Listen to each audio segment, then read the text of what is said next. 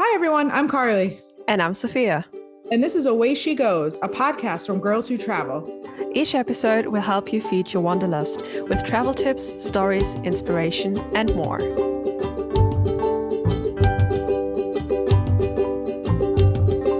Away she goes. Hi, everybody. It's Carly. As many of you may know, Sophia and I have been on a few-month break from the podcast, but I am very excited to announce that we are officially back. Season 2 of Away She Goes is dropping on April 18th, so make sure to mark your calendars. In the meantime, though, I am here from Alex with G Adventures, and we're going to do a little special bonus pre-season 2 episode. And Alex is going to talk to us about a few things. We're going to talk about traveling for good. We're going to talk about all of the great work that G Adventures and Girls Who Travel are doing together. And of course, we're going to talk about our upcoming Portugal trip. So, Alex, how are you? I'm doing well. Super excited to be here. Can you tell us a little bit first about you and then a little bit of brief overview of G Adventures for those of our listeners who may not be familiar? Yeah, absolutely. My name is Alexandria Sanchez. You can call me Alex. I have been working at G Adventures. I'm coming up on a year in May. So that's crazy. Don't know where this last year has gone, but it's been a great ride so far. I am the U.S. Consumer Marketing Manager for G Adventures. So I primarily work with our marketing campaigns, initiatives, and partnerships on the direct side of our business for our U.S. selling territory. So yeah, been a big year of learning and kind of being immersed into the world of G for me. Great. So something that really stuck out to us when we were looking at partnering with you guys was really G Adventures' mission, which is travel for good. You know, I know you can explain this a lot better than I can, but even just from my research, you know, you guys really try to support a lot of locally owned businesses wherever your tours are, local tour guides, that type of thing. So can you tell us a little more about Travel for Good, what it means to you, and how G Adventures works to incorporate that into everything that they do? Yeah, absolutely. Before I jump into Travel for Good, I'll give you a little bit of a landscape of G Adventures to kind of give you an idea of the scope of what we're doing and our trips and our travel. So G Adventures has been in business for decades. We're one of the largest small group adventure travel companies in the world. We have over 700 trips worldwide and a wide range of travel styles. So one thing I really love about G Adventures and what makes it so easy to talk about G really to anyone is that we have trips, travel styles, and activities around the world that are really fit for any type of traveler. Whether you're, you know, a 20-year-old backpacker or somebody in their 50s that wants to travel with their partner, you know, and go on safari or whatever, do your one big trip of the year. So that's something really cool, is that really the range and the diversity of product that we have. And then that brings us down into that Travel for Good, which really goes hand in hand with the brand of G. I think that through the pandemic, and we can talk about this a little bit more in depth, but through the pandemic, I think travel came to, a halt. And for travel companies, tour operators, suppliers, and also travelers, it really made people kind of step back and look at travel and what travel means to them. And I think people started to take, a hard look of what does the travel industry actually produce, good and bad.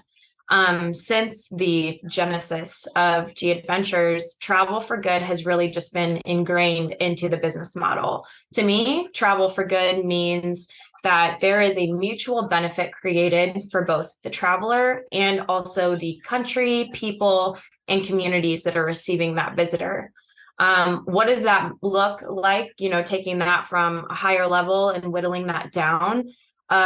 Travel for Good, really, we can kind of define as community tourism, being able to visit a place, go overseas, wherever your travel destination might be, and be able to pour into that local culture, be able to pour into the people that you are visiting, shopping local, exploring, local attractions and nature, and also having a lot of really conscious and being really aware of kind of your footprint in that country or in that destination.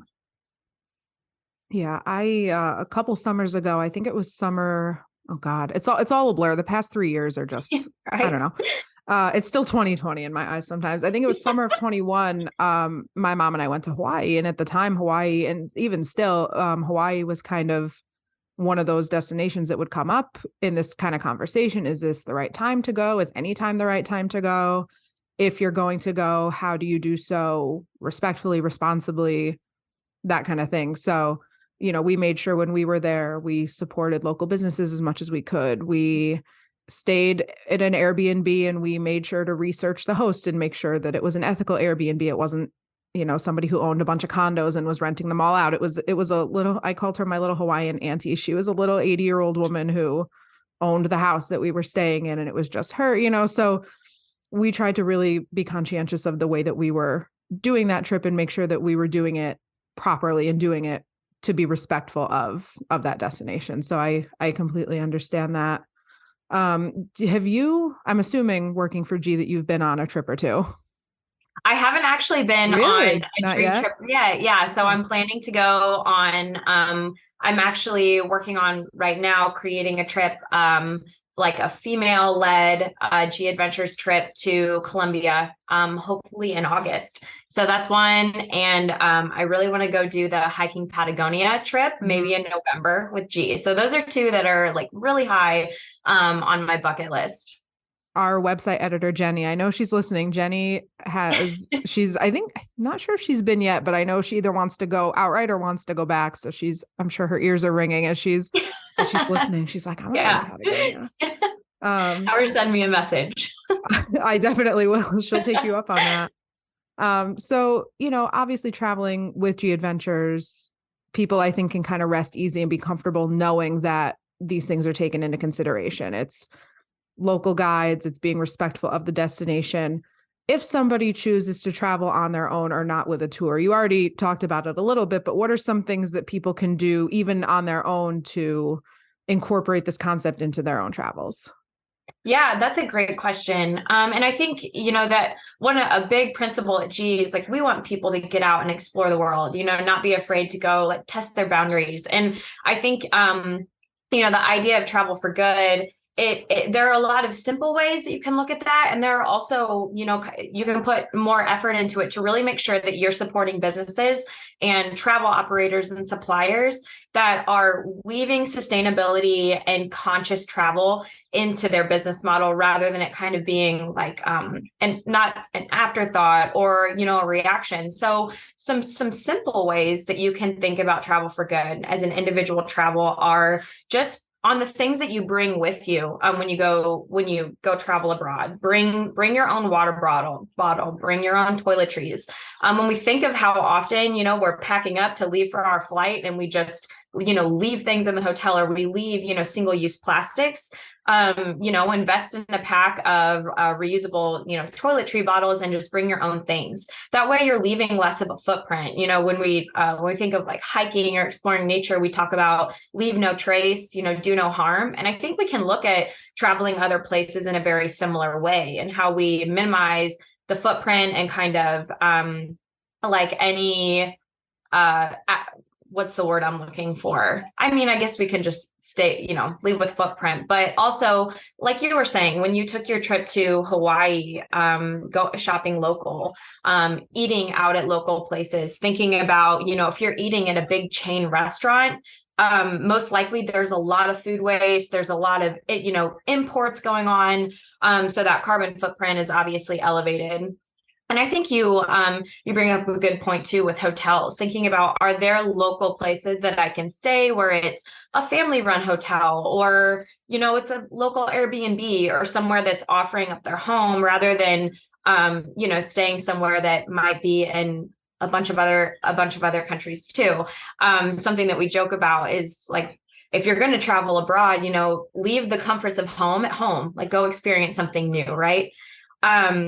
Some other things that you can do, and this is something that we have on our website just as kind of an educational tool for travelers, is when you're looking at a trip or assembling your own itinerary, or even like working with the travel agent, when you're going through the list of things you want to do, look into those activities and see if, for example, if you're going somewhere that's going to be involving animals, look in to see, like, are those animals being treated well? Like, are there animal welfare policies actively displayed for people to educate themselves, to make sure that, animals aren't being abused, they aren't being held, in inhumane confinement, things like that.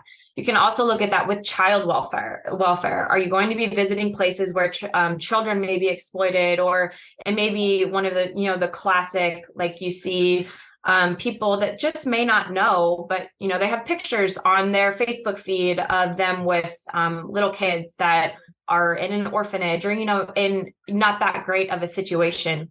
So I think just being really conscious of, like, what is the lasting impact that whatever activities you're participating in might have once you leave. So things like animal welfare, child welfare, respecting local cultures, putting yourselves in positions on your trips where you get to really immerse yourself and experience that local culture, but you're also being very respectful of the customs and the cultures of wherever you're visiting, kind of leaving your biases and beliefs at the door and being open and empathetic to those of others. Those are just a few ways. Yeah, I was going to say we could go on. We could go on all day.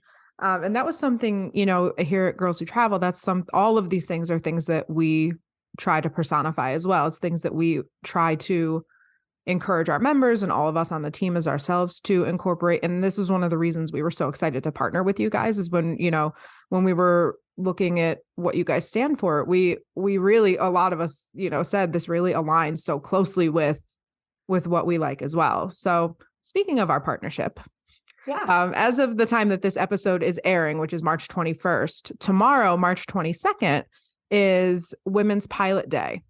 So a lot of us know that women have a rich history in the sky, but as of today, only 8% of the world's airline pilots are women. So 92% of our pilots are male. And I'm thinking of all the times I've flown, which is a lot. And I don't think I've ever had a female pilot now that I'm thinking about it. So we want to recognize these female pilots who are shattering the glass ceiling. So here at Girls Who Travel, we celebrate Women Pilots Day. And we want all of you who are listening, to help us honor these pilots and inspire the next generation. So on March 22nd, which again, from the time of this episode dropping is tomorrow, March 22nd, 2023, make sure to use hashtag Women Pilots Day. That's hashtag Women Pilots Day, all one word, to help amplify this message across social media. And to help us celebrate, our lovely friends here at G Adventures are partnering with us to do a very exciting giveaway. So I'm going to have Alex tell our listeners more about that giveaway and what to be on the lookout for. Yeah. I love everything you just said. I think that, March is a really great month because we have International Women's Day. We celebrate women in history and all the amazing things that have been done and will be done by women. And so at G, when I was thinking of some creative ways that we could really celebrate and hone in on how cool that National Day and just the month is, I wanted to reach out to some partners that I thought are also really doing a wonderful job when it comes to diversity and inclusion in their online communities and their travel opportunities. And I know we're going to talk about this in a little bit, but we have our, partnered trip coming up with Girls Who Travel to Portugal in May. And so I reached out wondering if there was anything we could do during the month of March to really celebrate women and kind of, co-brand and go in on something together. And so Women Pilots Day came up, and it seemed like a great opportunity. So from G Adventures perspective, we are going to be sponsoring a travel voucher for the Girls Who Travel community. I won't go too far into the details because those will all kind of be released tomorrow on, when the contest and giveaway launches. But sponsoring a travel voucher for a friend or the winner and a friend of the contest to be able to go on a G Adventures trip anywhere in the world. And that really, I felt, was a great way for G to participate in the Girls Who Travel community, and obviously Girls Who Travel be able to celebrate their community and, get a lot of engagement and build awareness during this month. Absolutely. So if everybody's like me, they're probably listening and they're like, oh, there's a giveaway. So for those of you wondering, how do I find out more? Make sure tomorrow, again, March 22nd, 2023, make sure to follow Girls Who Travel on Instagram. It's at Girls Who Travel, one word, no spaces. And that's where we're going to have the details. It's how to enter, everything that it entails. As Alex said, you and a friend will essentially get to pick a trip of your choice. So you said over 700 different opportunities, right? Different trips.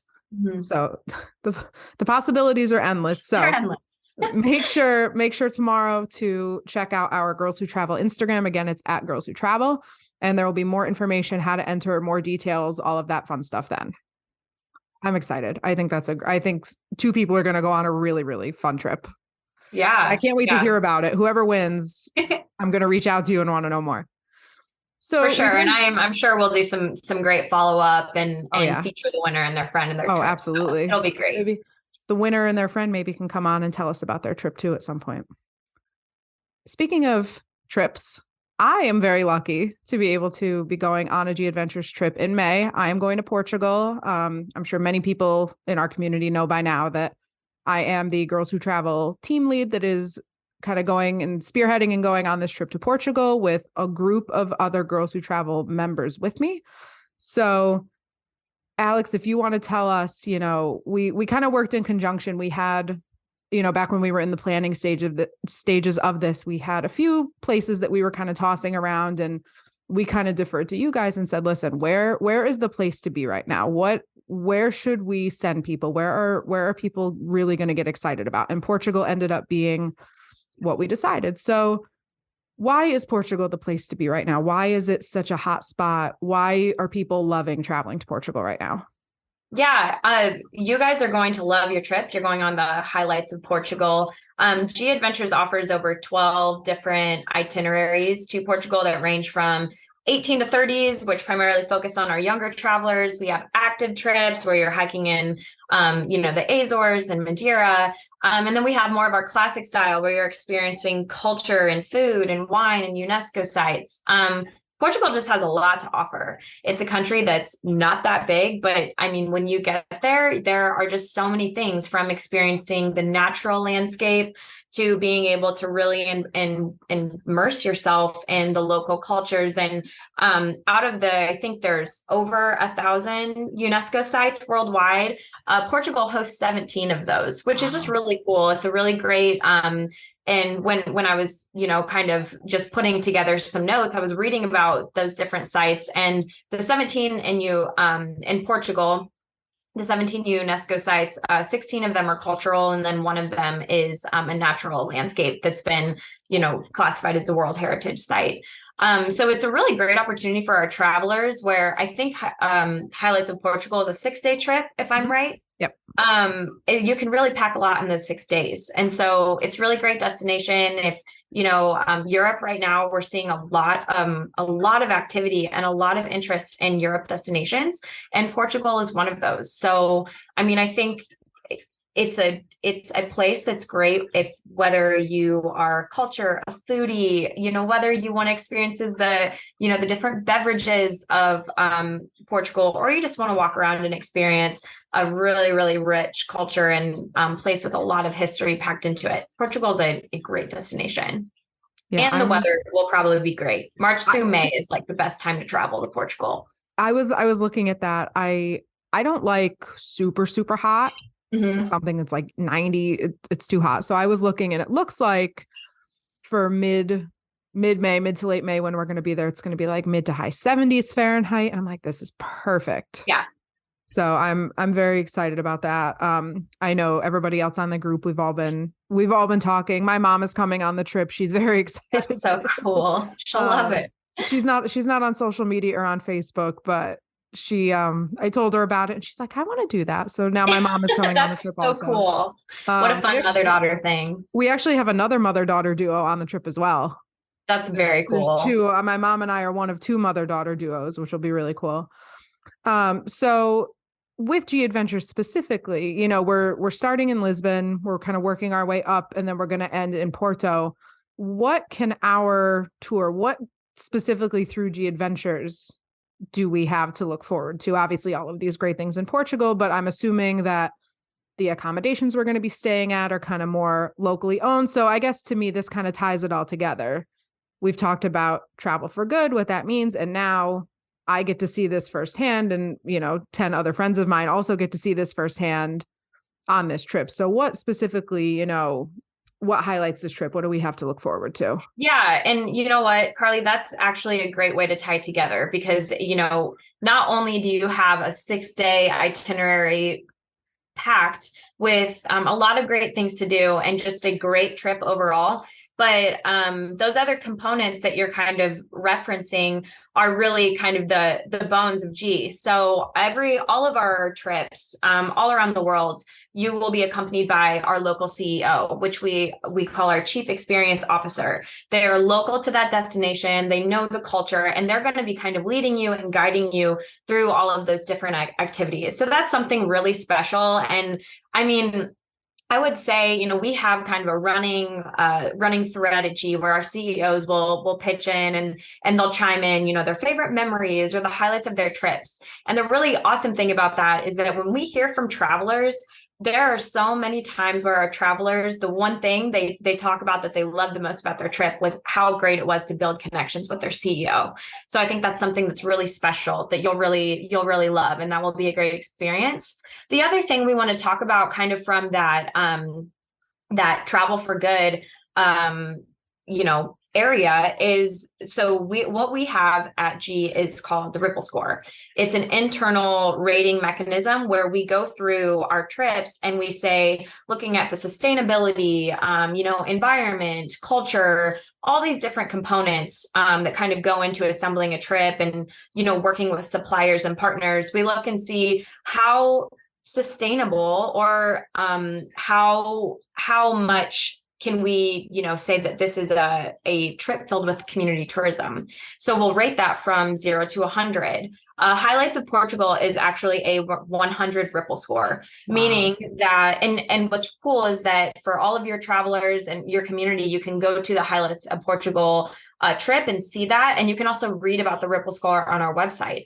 And basically, it's just an evaluation of how much of the money and what you're contributing to Portugal, that country, that local community when you're visiting, how much of it stays there.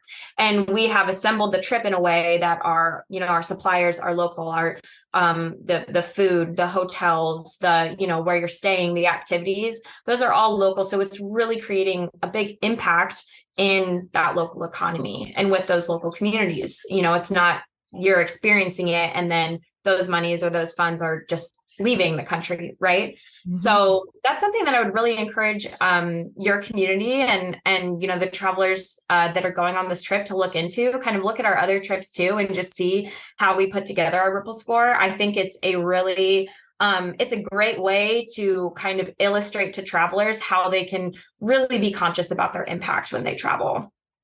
It's so encouraging to hear that too. This will actually be my first ever group trip. My mom has been on one. She was on one. Oh God, it was probably 10 years ago now. It was a long time ago. It was with a different company. And she said, it didn't feel authentic. She said, I felt like we were just being shuttled around. She said, we were in a chain hotel. Everywhere we ate was, you could tell where they would chain places where they would bring the tourists to eat. And she said, it just didn't feel authentic. So I'm really excited. And she is too, to see that these things are local and that it's a local guide and all of these things, because I think that for all of our participants, including myself and my mom, it's going to just have way more authenticity to it than, some other group trips with other companies that maybe don't have quite that level of authenticity to them. Yeah. Yeah, and I think the authentic aspect of it, that's what makes it so fun and so memorable. We want our travelers to have fun. We want them to go and have awesome experiences around the world. And when you know that you're traveling with a company that or whoever, you just, even if you do it solo, you have confidence that you're doing the best you can to kind of minimize any negative impact that your travel has. I mean, that makes it so much more authentic. And I think that, that feel good moment, we want our travelers to feel really good. Mm-hmm. Right. And that I think is a tough line with traveling for good, traveling ethically and sustainably. A lot of times you kind of get this guilty feeling. Am I doing this the right way? Am I going about this the right way? And I think this kind of trip really takes that feeling away, because this is, if I'm going to do this, this is the best possible way for me to do this. Yeah. And that's a great point. Yeah. So before we wrap up, is there anything else that you want our listeners to know, either about traveling for good, about Portugal, about G Adventures in general? I mean, I think we've covered a lot. Yeah. I would say, definitely if you're interested in travel, if you're not really sure where to go, check out our website, check out our different travel styles. There truly is something for everyone. Another thing, we're still in the month of March. We are doing our own kind of International Women's Day celebration. So you can go to g.com /international-women's-day and kind of check that out. The last thing I just wanted to provide is a resource for your community that I think they'll absolutely love. A few years ago, our founder, Bruce Puntip, he had this passion project during the pandemic, when nobody was traveling. He was like, this is the perfect time. Let's take a good hard look at travel, see, the good and the bad, and how we can help travelers and companies be better. So G Adventures participated in producing The Last Tourist, which is a documentary that's available for streaming on Hulu. And then I think you can go, it's thelasttourist.com, and you can look at that documentary. But for anyone that is curious about how do I be, a more conscious traveler, and how do I do it better, that documentary is a really great place to start. It kind of outlines, what small changes you can make and small decisions, you can think through, that really do make a big impact when they're done, on the large scale. Perfect. And what I'll do is I'll make sure that we link both G Adventures website and you said lasttourist.com. Mm-hmm. I'll make sure that we link both of those in the episode description. So anybody listening, if you want to have a quick, easy way to check those out, they'll be in there as well. Awesome. Well, thank you so much, Alex. It's been really great having you on. I have been talking about Portugal with anybody around me who will listen for the past few months. Everybody's probably tired of hearing it, but I'm still going to talk. I'm still going to do it. You have 2 more months before I go, and then you'll have to hear about it after I get back. So everybody brace yourselves. Oh my gosh. I know everybody's like, we know you're going to Portugal. We get it. Girl, I would be the same. But thank you so much for coming on. It's really been a pleasure to meet you. I know we've been talking, you've been talking with Arden behind the scenes. So it's nice to finally meet you. It's nice to hear about Travel for Good, all of these really exciting things that we're getting through this partnership together. So everybody, thank you for listening. As I said, season 2 will officially drop on April 18th, where Sophia and I are going to come back with updates on what we've been up to these past few months. But for now, you have this lovely episode to tide you over. So as always, make sure to check us out at girlswhotravel.org, and I will see you soon. Bye, everybody. Hi, listeners. It's Carly. I just wanted to pop in and let you all know that after recording, Alex actually reached back out to me and let me know that she had given me the slightly incorrect name for the website. So if you want to look at The Last Tourist, the website is thelasttouristfilm.com, all one word.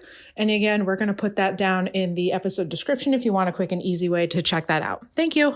That's all for this episode. If you'd like more Away She Goes in your life, make sure to stop by girlswhotravel.org/podcast. That's where you can fill out a form if you're interested in being a guest on the show. You can also write to us at awayshegosgwt@gmail.com, or leave us a message on our Google voicemail from any phone or computer at 1-563-503-6323. To follow our adventures, you can follow me on Instagram. I'm at Carli Sees the World. Carli is spelled Carli. You can also follow me at Sophia AEZ, Sophia with a PH.